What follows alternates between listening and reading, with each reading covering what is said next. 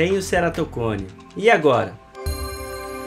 Se você foi oftalmologista e recebeu recentemente um diagnóstico de ceratocone, calma, fica aqui comigo até o final que eu vou esclarecer várias dúvidas para você. Olá, eu sou Gustavo Bonfadini, médico oftalmologista, especialista em doenças da córnea. Seja muito bem-vinda e muito bem-vindo ao meu canal. Se você tem interesse em aprender dicas e curiosidades sobre a saúde dos seus olhos, é aqui que você vai ter um conteúdo de qualidade e informações de como funcionam os seus olhos. Vou te pedir para curtir o vídeo e se inscreva no canal. Dessa forma, o YouTube pode mostrar esse conteúdo para mais pessoas, ajudando elas também.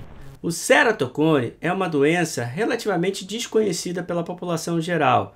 E quando o paciente tem um diagnóstico de ceratocone, geralmente ele fica muito preocupado e até acha que ele vai ficar cego. Se você tem sintomas de visão embaçada, borrada, distorcida, tanto na questão de visão de perto quanto na visão de longe, assim como desconforto visual, dor de cabeça, fotofobia e coceira excessiva dos seus olhos, cuidado, pode ser ceratocone. A córnea é o tecido transparente mais externo dos nossos olhos. Se eu pudesse fazer uma metáfora, eu diria que o nosso olho poderia ser comparado a um relógio e a córnea seria o vidro do relógio. Ou seja, é a menina dos olhos, é o que dá o brilho dos olhos. Quando você olha no olho de alguém e você vê aquele olho brilhando, é esse tecido transparente que você está observando.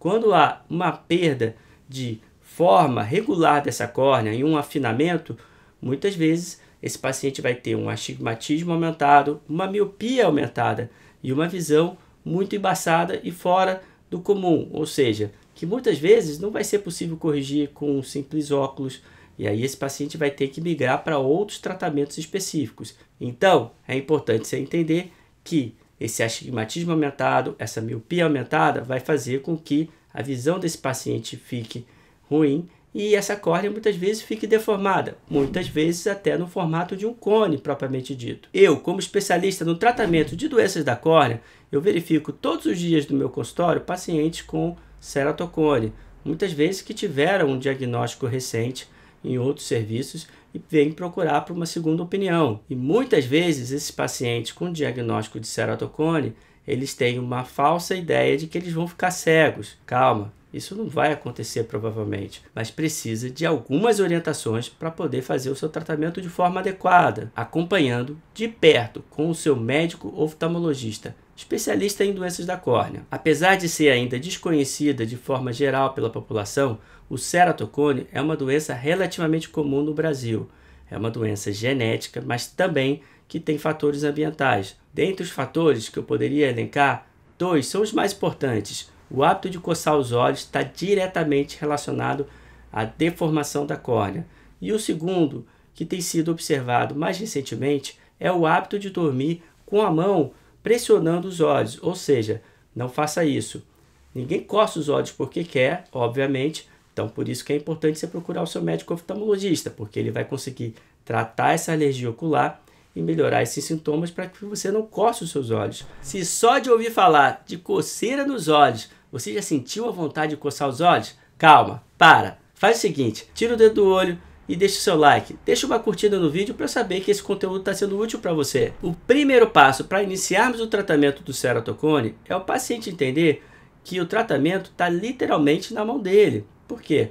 Porque o hábito de coçar, que geralmente esses pacientes infelizmente têm, é um dos principais causadores para a progressão e piora do ceratocone. E muitas vezes esses pacientes acabam negociando dizendo que não coçam os olhos diretamente, mas a região em volta dos olhos, o que acaba de certa forma também prejudicando, porque causa uma inflamação ao redor dos olhos e essa inflamação causa mais sensação de coceira e esse ciclo se perpetua.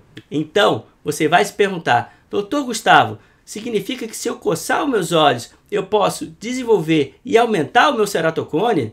Significa. Geralmente, eu verifico no meu consultório que os pacientes com ceratocone, infelizmente, eles têm um componente alérgico importante. E muitas vezes esse componente alérgico é só nos olhos. E aí, eu monitoro de perto esses pacientes, fazendo um tratamento alérgico para os olhos, muitas vezes utilizando colírios antialérgicos e também outros tratamentos que são úteis nesses casos. É frequente eu perguntar para os familiares que acompanham os pacientes nas minhas consultas se eles coçam os olhos, ou seja, muitas vezes eu pergunto para o paciente, mas eu confirmo essa informação com os familiares, porque muitas vezes os pacientes eles acham que eles não coçam os olhos, já é algo tão normal para eles que eles nem percebem. E aí o familiar afirma, não, ele coça o olho o dia inteiro. Então, se você está ouvindo esse vídeo e porventura tenha o ceratocone, pergunta para algum familiar seu, uma pessoa que tem uma convivência próxima com você, se você tem o hábito de coçar os olhos. Muitas vezes eles vão dizer o que eles acham, se você coça ou não os olhos, e você às vezes nem está percebendo que coça. O ceratocone muitas vezes vai ser uma doença progressiva, e com a piora da visão, fica difícil melhorar a visão desses pacientes apenas com um óculos, por exemplo. E aí, quando ocorre essa piora visual, a gente tem que lançar mão de outros tratamentos, entre eles as lentes de contato, que é uma gama muito grande de tipos e modalidades de oxigenação, de formatos, lentes gelatinosas. Muitas vezes esses pacientes vão precisar de uso de lentes rígidas, implantes de anel intraestromal, por exemplo, o anel de Ferrara, pode ser utilizado também em alguns casos. E por último, quando mais nada consegue melhorar a visão desses pacientes, aí pode-se lançar mão do transplante de córnea. Mas calma, o transplante de córnea hoje em dia ele é muito pouco utilizado para casos de ceratocone. Apenas quando o caso já é muito avançado e esse paciente às vezes não conseguiu fazer um acompanhamento próximo com um médico oftalmologista e a doença foi progredindo sem ele perceber, ou quando ele percebeu já era tarde demais. Então o recado aqui é que você faça consultas regulares com o seu oftalmologista e siga as orientações. Então, se você teve diagnóstico recente de ceratocone ou conhece alguém nessa situação, encaminhe esse vídeo para quem você ama, pois aqui vai uma dica importante. É essencial que você faça um acompanhamento próximo e que faça exames complementares da sua córnea, entre eles a topografia da córnea e a tomografia da córnea. Com isso, vai ser possível determinar se há um aumento ou não de curvatura e se a doença está progredindo. Frequentemente, pacientes com ceratocone me perguntam para explicar como é que interpreta o exame de topografia da córnea. Esse exame colorido, eu gosto de utilizar a explicação de que a topografia da córnea é como se fosse uma topografia de um relevo, onde as cores mais quentes são consideradas o pico, ou seja, daquela montanha ou daquele relevo. E as cores mais frias, o azul, o verde, seriam a base dessa montanha. Então, uma córnea normal não deveria ter esse pico tão excessivo, ou seja, essas cores avermelhadas e alaranjadas.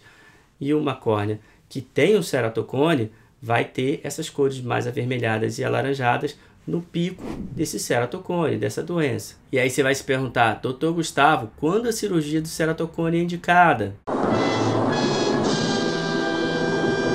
O tratamento do ceratocone, classicamente, ele é indicado para melhorar a visão do paciente ou para interromper a progressão. Até meados da década de 90, o tratamento cirúrgico era basicamente o transplante de córnea. Dentre as possibilidades cirúrgicas, eu quero aqui destacar um que revolucionou o tratamento do ceratocone, o cross-linking, ou também conhecido como as siglas C, X e L. É um tratamento da córnea no qual se utiliza radiação ultravioleta junto com a riboflavina, aumentando dessa forma a biomecânica e a rigidez dessa córnea. No crosslinking ocorre um fortalecimento das fibras de colágeno, que representam as pontes de sustentação da córnea.